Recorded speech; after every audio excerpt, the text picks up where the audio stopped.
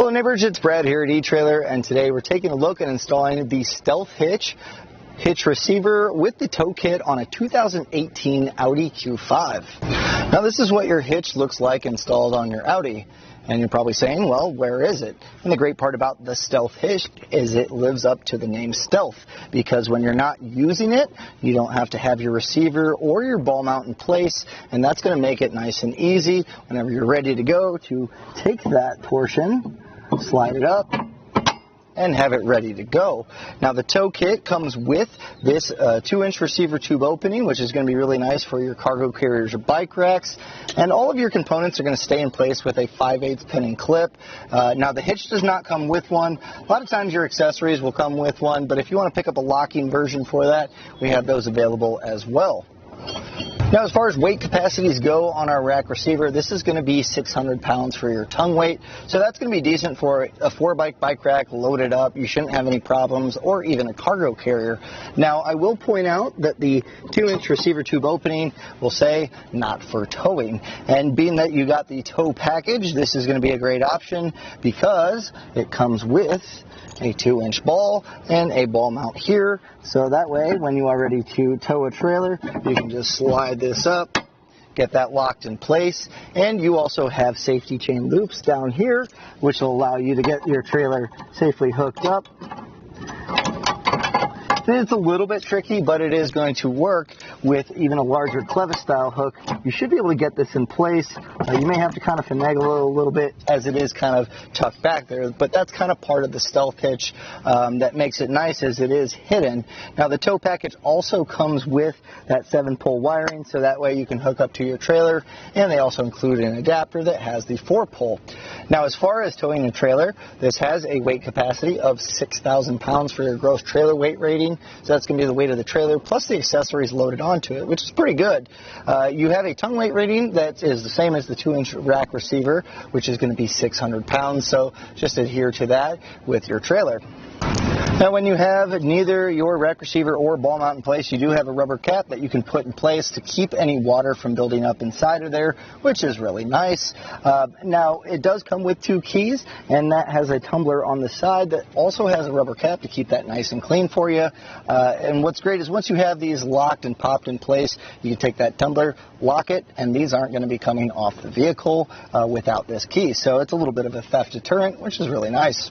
Now this does stick out pretty far when it's in place, but that's fine, because if you're using this, that probably means you have accessories loaded in place. So as far as aesthetics wise, it's actually not a bad thing, because you can stow any folding accessories. They're not going to make contact with your fascia, which is really nice. And as far as ground clearance goes, so from the top of the receiver tube opening to the ground, you're looking at about 14.5 inches. So that's pretty good.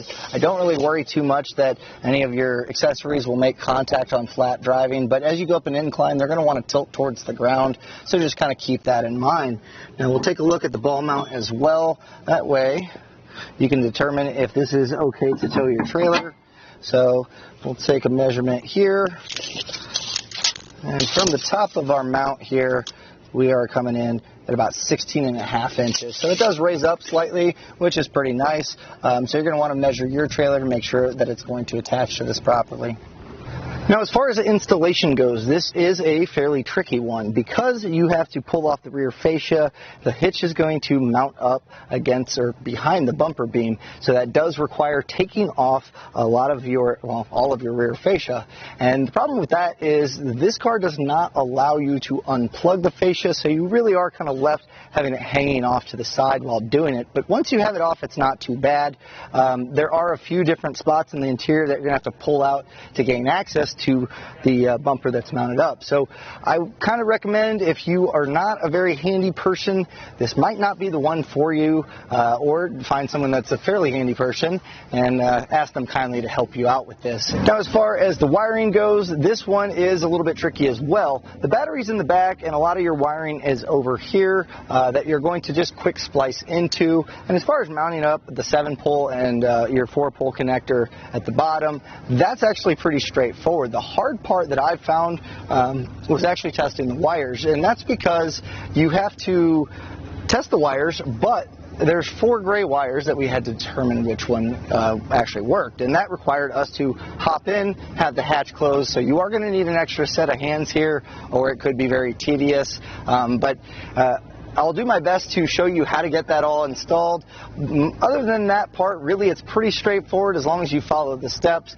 And again, I'm going to walk you through all the steps to make sure you get it installed. Beginner installation, we're going to head over to each side of our rear fascia with our hatch open. We're going to have a T20 Torx bit. We're going to go ahead and remove each of these little plugs here.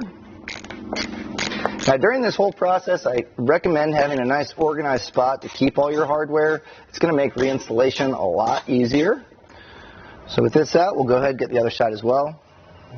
Now on our wheel well liner, we're going to go all the way to the bottom here, and there's a T25 screw. We're going to go ahead and remove that, and that's going to allow us to peel back our fender liner, which is, it's a flexible material, and there's going to be more screws located behind that. But to get to those, this will have to come off first. And it's pretty tight here, so I would recommend having a small ratchet with a Torx bit that you can put on there. As far as a driver or something, it might be a little bit tricky to get in there. So with that removed, we can't pull out too much. There is a plastic nut that's up here. If you need to, you could remove that. It looks like a 10 millimeter, but we should be able to peel this back. And if you need to, a trim panel tool, sometimes a plastic one, you can run this along and kind of peel that back. But with a little bit of prying, we can work this out. And there should be 3 screws that we're going to remove. So we'll just kind of follow up here, and you're going to find them located along this. There's one here, and just run your fingers. There's another here, and there's also one that's going to be tucked up.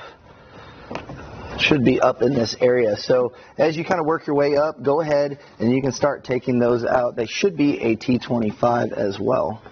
Now there's going to be more hardware located up on the fender liner here, or actually the wheel well liner, but we need to pop this portion off. And before we do that, I looked under here, and it looks like we also have it might be a T20 on this one. I didn't see it in the instruction manual, so if you have this screw, I'll go ahead and swap this over to a T20. We'll get that taken out, and that's going to allow us to peel this up. So with that T20 screw, looks like this, removed, we can go ahead and start peeling back this trim. Now, be careful. Don't pull too hard, because if you pull it too hard, it may stress out the plastic, and you're going to have creases on here that unfortunately probably won't come out. So just take your time. You can use a plastic trim panel tool to kind of run it along here, but honestly by hand you can kind of just find the gap, use your fingers to kind of just pry this back. Now once you kind of get to about this point, you're going to see that we have another Torx screw here. But what we want to do to kind of prevent any damage from occurring, I'm going to put painter's tape along this whole edge as well as here. And that way, as this kind of could potentially flap as we pull the fascia off, it's going to prevent any scratches from occurring or potentially happening on our clear coat. So whole goal is to get our hitch installed without damaging our vehicle, and this is a nice, easy way to do that. Now again, you want to make sure you have access to this, so you'll have to hold it out a little bit, even with a smaller tool like this. If you need to, you can put some folded up paper towels or a rag kind of in here to kind of create a nice soft gap. But again, don't pull too hard on this. You don't want to damage this. So we'll go ahead and get this removed.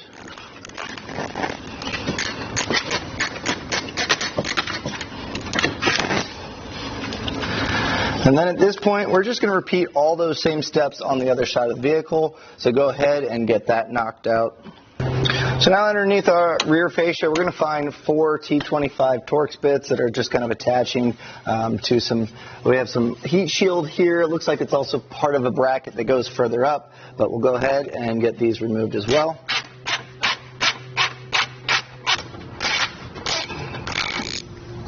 So now inside, we're going to remove our cargo covers, and there's just a 1/4 turn twist knob here. So if you just twist that counterclockwise, we'll see that we have our panel. Now, don't pull too hard, because we have our 12-volt outlet that's kind of tucked down here. We're going to want to separate that, and we're just going to be pushing up. There should be just a locking tab here. It's kind of in this half moon shape So you can kind of just pry on that, and we should be able to get this to separate. There we go. And we can put our panel aside for now. So we'll go ahead and repeat that same process on the driver's side. This one doesn't have any attachments, at least on this model, so we'll set this aside as well.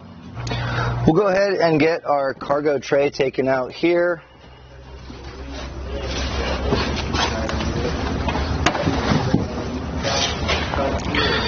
And we're also going to remove this whole section. We are going to be tying into our battery later on for wiring. So we have this whole section should come out fairly easily, but we do have to get our spare out. Now, this is, I believe, a factory sub. So in order to get that to where it's not hooked up, we're going to want to pry back on this red tab. That's our locking tab, and just push on this, and that should separate it pretty easily. And then we'll just twist this until it's loose. You can probably just remove this.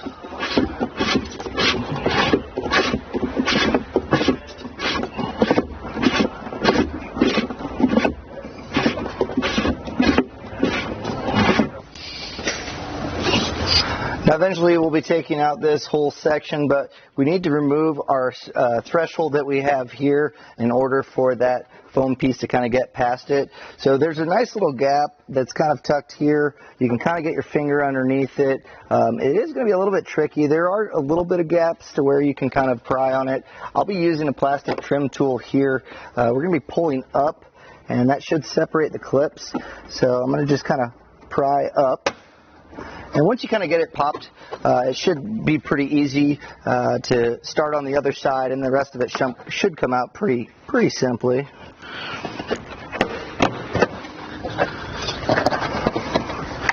And then we'll just set this aside. We'll go ahead and get our air compressor and our jack taken out, and you can see these are just a cinch strap. So if you just kind of peel that back, that should allow us to get these taken out.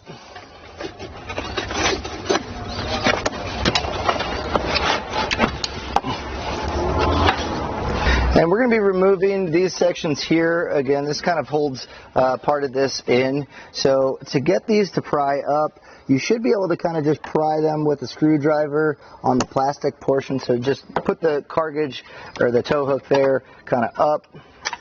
And that's going to reveal it looks like a T40. Let's check that. It is a T40. There's going to be 4 of them. So one here, and then 2 on the other side. So once you get these pried up, we'll go ahead and start removing this hardware. So now with those Torx screws taken out, we should be able to get these pulled out pretty easily. You can see this portion kind of keeps that in place. So you need to just pull straight up. And with these out, we should be able to get this center portion taken out. Now the center insert kind of keeps this taut against each side, so go ahead and remove that if you haven't, and that's going to allow us to kind of draw this in a little bit. Now you do have some clips that you kind of have to keep an eye on, and it's fairly tight here, but if we can get one side to pop out like this, then we should be able to get this other side out fairly easy.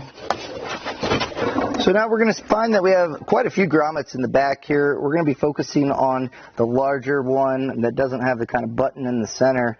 So you can normally get these with your fingernail, but if you need to, a flathead screwdriver will also work. And if you feel back there, there's going to be a large stud with a 10mm nut on there. So you need a deep well to be able to slide over that. If you have a nut driver, that's a great option. Now be careful with these. It's a very small nut that you can drop pretty easily. So what I normally do is loosen it up quite a bit to where I can get this by hand. And if you can get a magnet to kind of finish that off, that's going to be kind of the best method so you don't drop it. But also, once we pull the fascia off, we should be able to find it as well. So we have one here. There's also going to be one here, and then there's 2 of them that are going to be located kind of wider. So past this interior part, it's actually open. You should be able to feel the stud there, and there's one on this side as well. If you can't find it, just peel back some of this sound deadening, and that should be located right there. So we'll go ahead and start to get these taken off. And if it's hard to line it up, you can actually kind of use one of the holes where the center threshold was to, if you shine a flashlight in there, you can kind of get a straight shot on it. So go ahead and get those 4 10mm nuts taken off. So once you loosen it, there is a portion on that stud that it can kind of just hang there, not on threads. And once you're kind of at that point, it's probably best, and what I found is to use a magnet, and you just kind of run this on there, and we should be able to draw that off fairly easily. That way we don't drop it. So you can do that for all of them. So again, go ahead, make sure you don't drop these. It's just going to make it a little bit easier getting everything back together. Now we're getting ready to get our fascia taken off, and so just as we did with this wheel well trim, I went ahead and put a line of painter's tape on the rear quarter as well as the rear fascia, again, just for that added protection.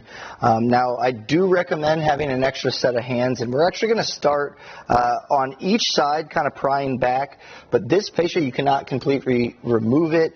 You don't want to separate the electrical connections. You'll see that pretty clear in the instructions, but that means you need to have something set up. Generally, you'll have to pry it back towards the driver's side, and the wires generally aren't that long, so you don't have a whole lot of room to play with. So make sure you have something to set your fascia on so it doesn't get scratched. Maybe, you know, just I have a cart here that's meant for it, but you are going to want to make sure that you have a nice safe place to put it, and it can get a little bit tricky, so I'll show you that as we go along. So just kind of pull, you can put your hand kind of behind the fascia. Now there's going to be some plastic clips along here that they should come out fairly easily. If you need to, plastic trim tool, you can kind of just push down on those tabs and that should help release it. But again, just kind of work your way back.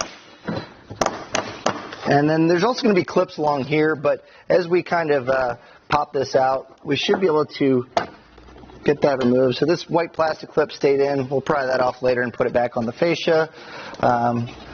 Let's get this peeled back a little bit more. And there we go. So there's some foam that kind of insulates around there, and you can see those studs that we took those nuts off previous. So it'll slide out. At this point, you can see that our wiring harness is attached over here. We might be able to pry off some of those to give us a little bit more room to work, but we are going to be kind of limited here. So I have help. He's holding my fascia.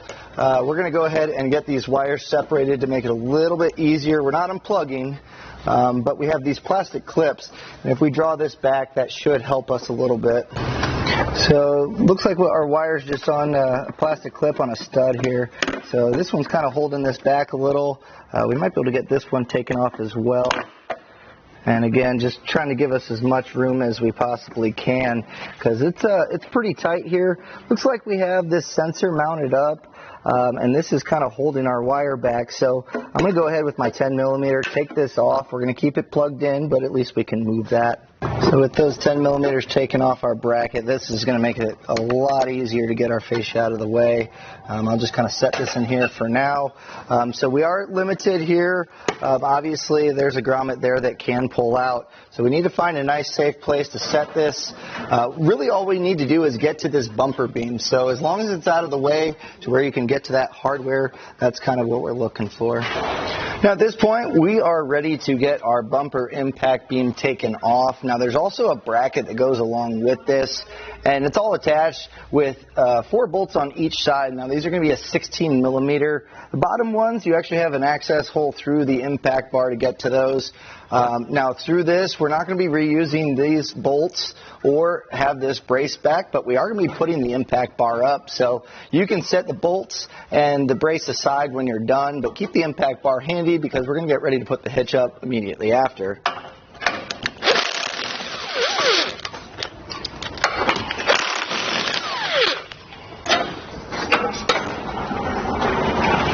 So what I recommend too is you can take them out, but before you take off both sides, have one of them. I'm just going to put a few threads in here, and that's just going to keep the bumper impact bar from dropping out. Sometimes there are some clips that hold it up. Now at this point, we can go ahead and grab our hitch, and we can get this in place. Now I'm also going to have all of my hardware that's included in the kit. It should be these bolts. You'll put a split washer and a flat washer, so you might want to get those prepped ready to go. And this will slide. There is a stud here that's going to kind of hold this in place, but you will have to kind of just keep this in place because we're also going to put the bumper beam back on top of it. So that's where it's handy to have that hardware, because you can, once you get this in place, you can get one started on each side, and it's going to hold it up for you. You might need an extra set of hands here, but think I can get this in place.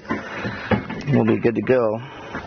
Now you might need to move the hitch a little side to side to get the holes to align, but once we get one started on each, it's going to make it a lot easier.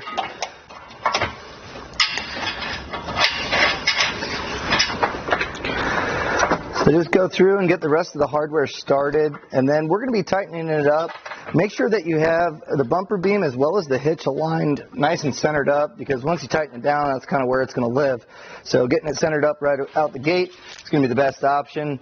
And to tighten these down, these are going to be a 17 millimeter socket, and we'll be coming back with a torque wrench pretty shortly to make sure they're at the proper torque setting, which is not actually that high. So if you're tightening it down, I wouldn't use a heavy impact. I'm going to be using an electric ratchet, but honestly, just a regular ratchet should be enough torque by hand to get us pretty close.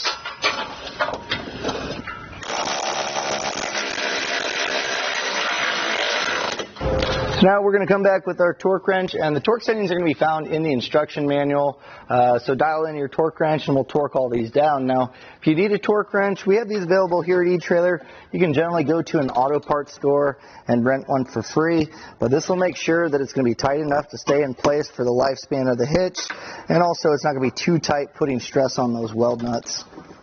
Now at this point, we're going to get our receiver block put in place, and depending on whether you have just the normal rack receiver or if you have the towing kit, it is going to change a little bit differently here, but up until now everything's installed the same. So if you have the towing kit, that's the way we're going to install ours.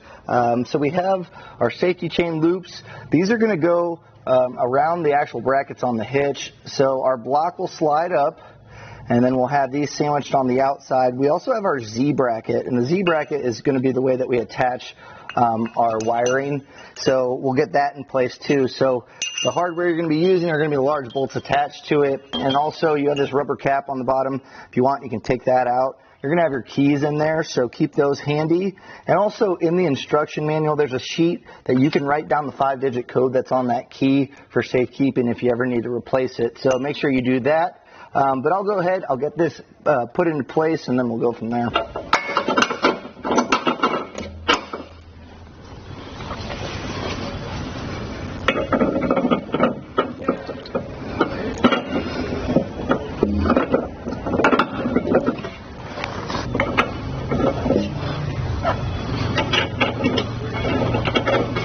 So your safety chain loops, the brackets that go on the outside of this, you might have to feed that over the locking handle, but you'll see we have one here, and they should be facing back, so your safety chain loops will sit actually towards the front of the vehicle, and then make sure you have your Z bracket set up to with the slotted portion facing down. So you can see I have this all in place.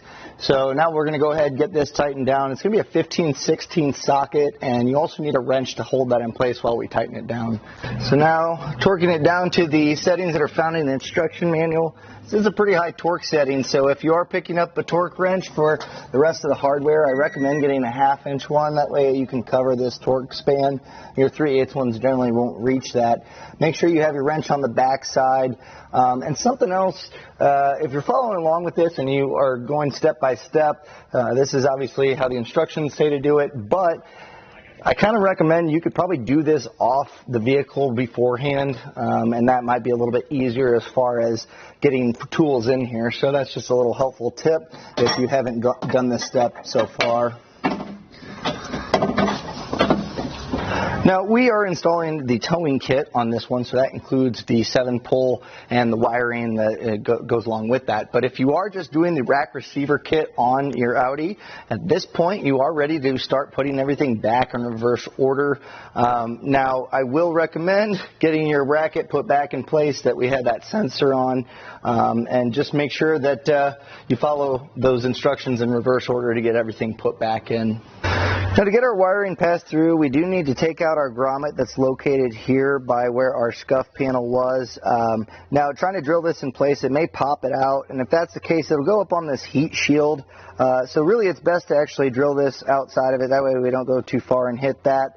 But if it does pop through, that way you can still access it. But pulling this out is probably going to be the best bet. Now, there's really no perfect way to do this. There is kind of a a circular portion that's raised here, which might actually make it a little bit more difficult to drill out. But on the other side, there's a dimple, and that's going to make it a lot easier to drill through. So be very careful here. They're nice and slow. You don't want to obviously catch your hand on this. But once we get this hole drilled out, that should be large enough. Another trick too is what you can do is take a vice grips or pliers and put this on a block of wood or a safe surface to drill through, and you can do that while holding it down. You can put a little bit more pressure. So now at this point you're going to want to retrieve your wiring harness, and it's going to be a bundle of wires, but what we're looking for is this portion that has a nice sheathing around it, and our module is going to live in here, so what we're really going to try to do is get a nice clean run to our access hole that we have here. So there's a little pocket. It's pretty tight, but if we feed this in back here, we should see our wires come through, and that's just going to keep it nice and clean for us. So pull out the slack. And about to where we get to this fabric tape, that should be plenty, and that's going to allow us to get all of our wires in place there. But we'll go ahead, take the grommet that we drilled out, and the hole may seem like it's pretty tight, but if you pinch that sheathing and kind of wrap it over itself, it's going to fit through here pretty well. It's tight, but that's also going to keep it from, having water go through there long term. So pull your grommet down. You can start passing your wire through here. There is some daylight, so you should be able to kind of get a nice spot to feed that through. And just continue feeding until you get a lot of that slack pulled out, and then we can pop our grommet back in place.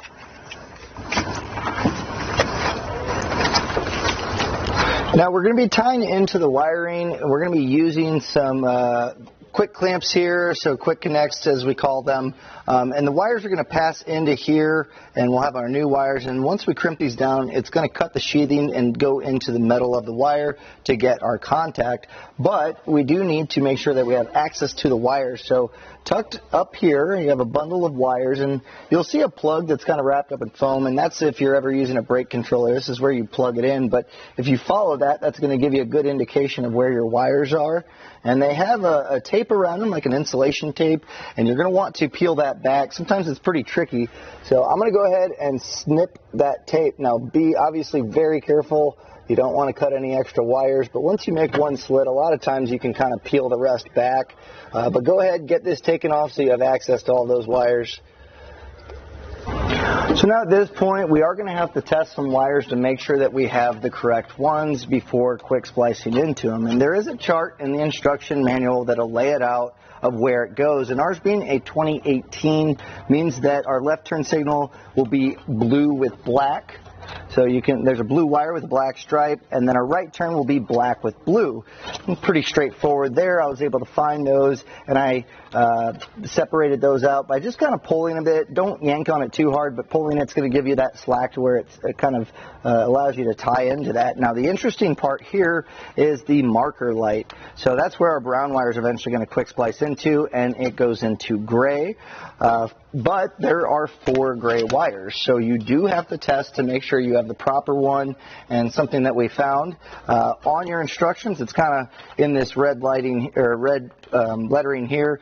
The trunk latch must be closed to probe and confirm the wire signal. So what you're going to need to do is have a test light ready to go. You can use this factory ground to tie into it, and puncturing that wire a little bit. You need to make sure that your hatch is closed. You'll have someone back here. Have them run through, have the turn signals on, and then turn them off. And that light should correspond with that. So make sure you have that proper gray wire.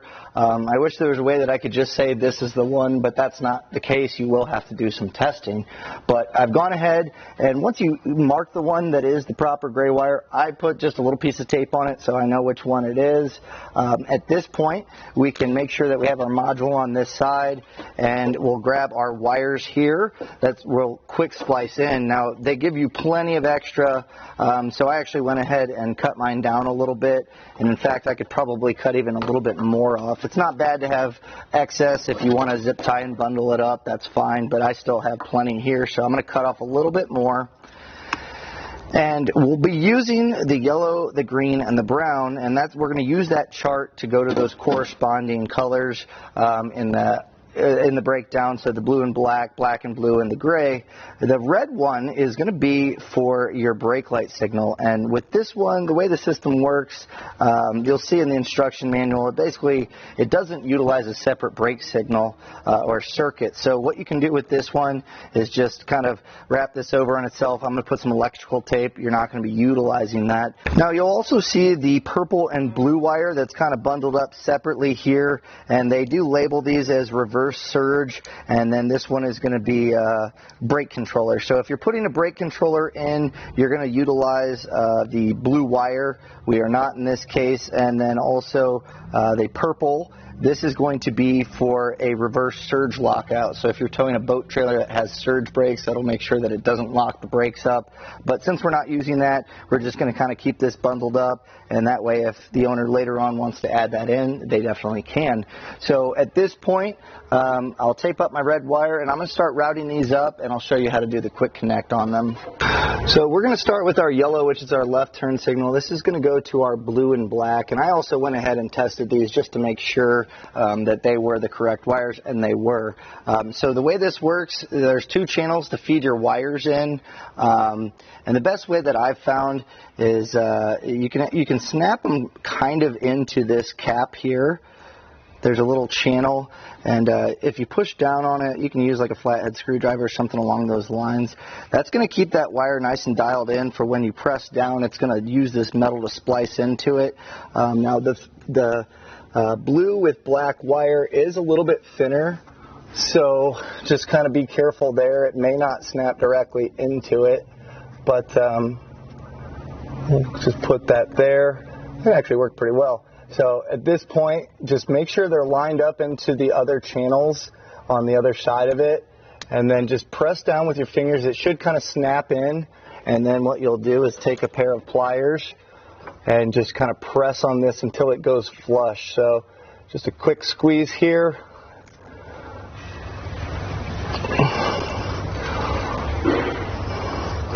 And it really is as simple as that. So that's our first connection made. So I'm going to go ahead and I'll get my other ones in and show you how that looks.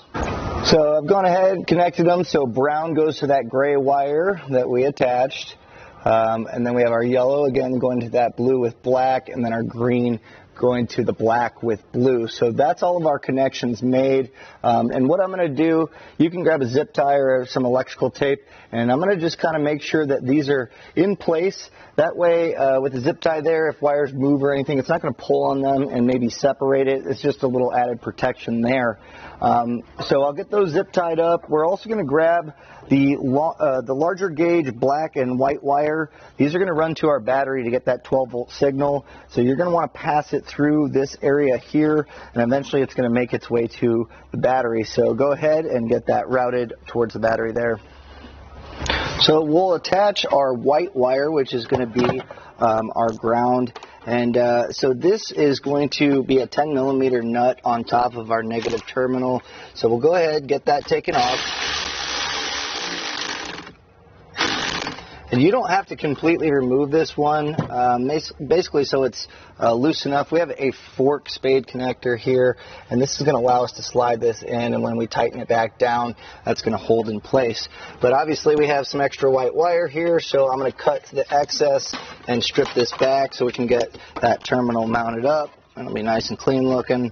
So just cut back, make sure you have enough to reach the battery.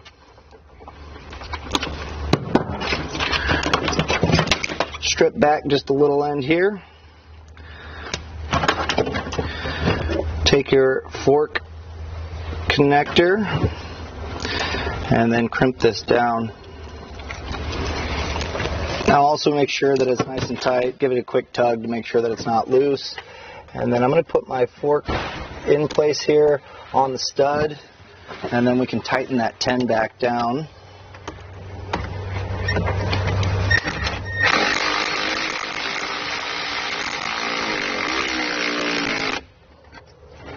We have that properly grounded.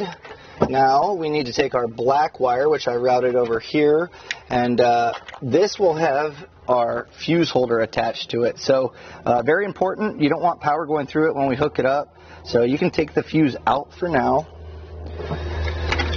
And again, make sure that you have enough here to attach to our fuse holder, which is going to live on the positive terminal. So right about here is probably fine to cut. Strip back a little bit of this end. And they've already attached a butt connector here, so we'll just crimp this down.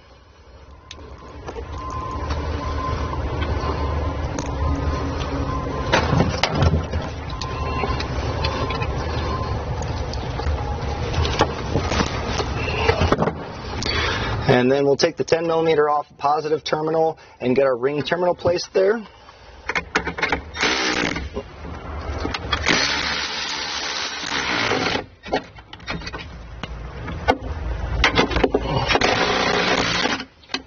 And this might fight you. I don't know if this is necessarily wanting to come out, but what we have here is it's loose enough.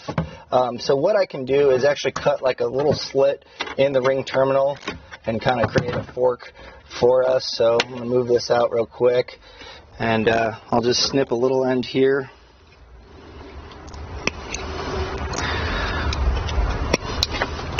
And that should allow us to get this in place. And try to get it to a point. If you need to, you can bend the ring terminal, but that way this cap still goes back in place. So with that, we can tighten it down.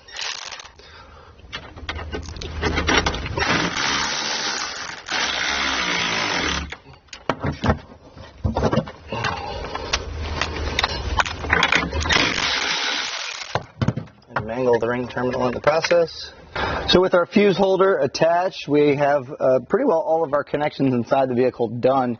Now, don't put the fuse in the fuse holder until we have everything completely put together. That way we don't have power going through when we're attaching to the 7-pull underneath. But now's a good time. You can pull back any of the extra slack here and make it nice and clean with some zip ties.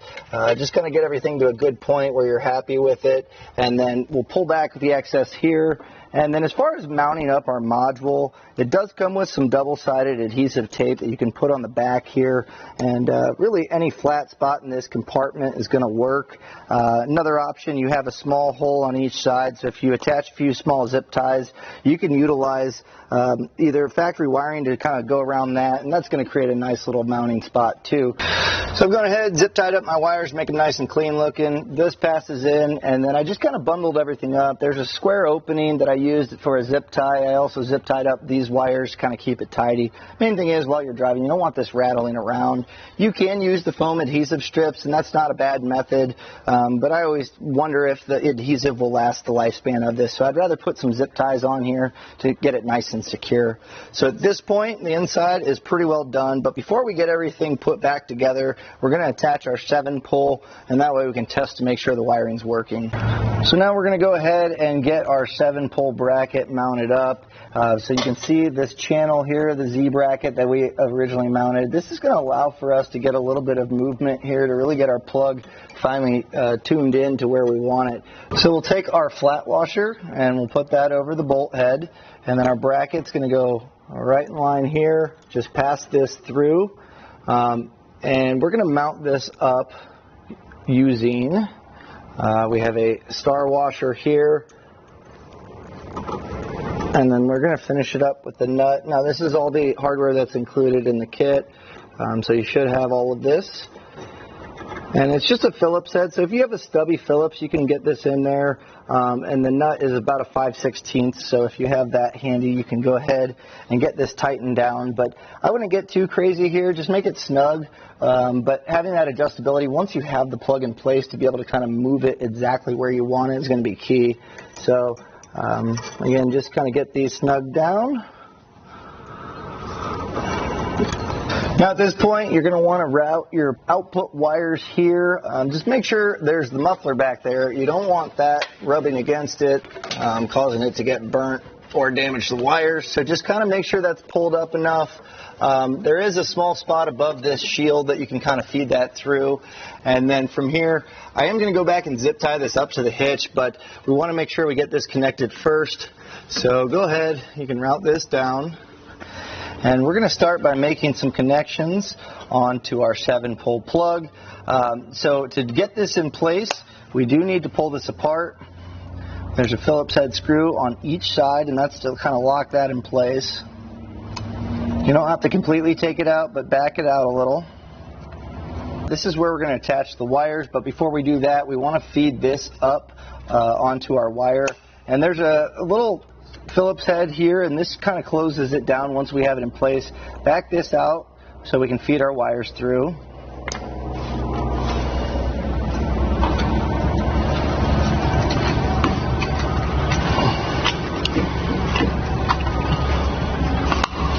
And we can just kind of pull this up for now out of the way. And this brings us to all of our wires, which I'm going to go ahead and just strip these back.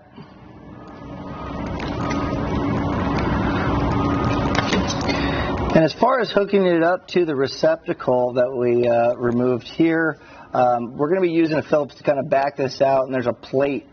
So if you strip it a little bit longer, that's not a problem. You can actually loop it around it, and it makes for a little bit more of a secure hold. And we'll be using the instruction manual. They have a layout in there that's a really good one that you're going to want to follow. On these plugs, sometimes they're marked of what color wire go to those. That's not the case here. We need to follow the instructions, so make sure you're doing that. Otherwise, your wiring may not work. So we'll start feeding our wires in. Now, as far as tightening down these screws, you don't have to get crazy. You can give the wire a quick tug to make sure that it's not going to pop out. But also, if you tighten it too much, it can damage the wires. So we're going to want to avoid that. Again, follow your instruction manual. You're going to be using this key slot as kind of a reference point.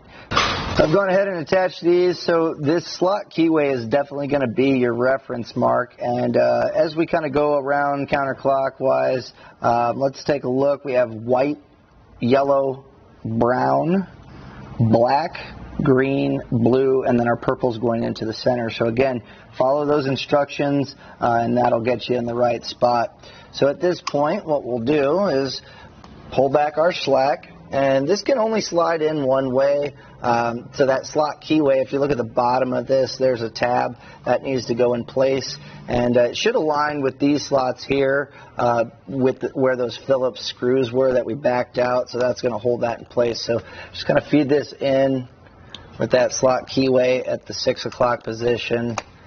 And it should sit pretty flush. We may kind of have to push that a little bit. Now with those sitting flush in there, we can go ahead, tighten down our screws, and those are going to lock this in place. And then we'll tighten down this bottom Phillips, and that's going to cinch this down, giving it a nice seal to kind of keep any water from building up in here. Now, this is going to sit behind the fascia, so we shouldn't have to worry too much, and this tightening down should keep it nice and protected. So we'll go ahead. We're going to get this mounted up with the hardware that's included. There is going to be a specific way to do this because we want to make sure that we can gain access with our plug and still open this up. And the way we want this mounted up, you want this slot opening towards the front of the vehicle, so just have that properly set up. You can then take your hardware. It's just a Phillips head screw, and then we have our star washers that have the nut attached to them. So these are going to be 3/8. I'm going to put my wrench on top there and then just tighten it down with the Phillips, and that should get this in place nice and tight. So go ahead, get all your hardware attached to your 7-pole. So obviously we have quite a bit of extra wire here, so you're going to want to go ahead and zip tie this up to the hitch. So I'm just going to kind of loop this here. And now is also a good time. That grommet that we drilled out, I'm pretty happy that it's sealed up, but also I do recommend a little black RTV silicone is going to be helpful to just make sure that it's waterproof. So just a little dab of that should kind of goop that up and protect it. We can also take our fuse and place that in our fuse holder. That way we can get power going through this, and then we can test it out.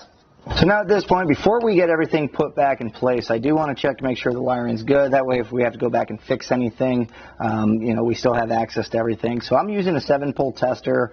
Now, you probably don't have one of these at home. You can pick one up here at eTrailer, or you can actually hook it up to your trailer. There's also the adapter that comes with the Stealth Hitch towing kit that will allow you to do the 4-pole. So if that's the case, you can plug that in, run a 4-pole, and basically you're going to want to go through the light sequence and make sure that everything's lighting up, and that way once you hit the road, you know that it's all working properly.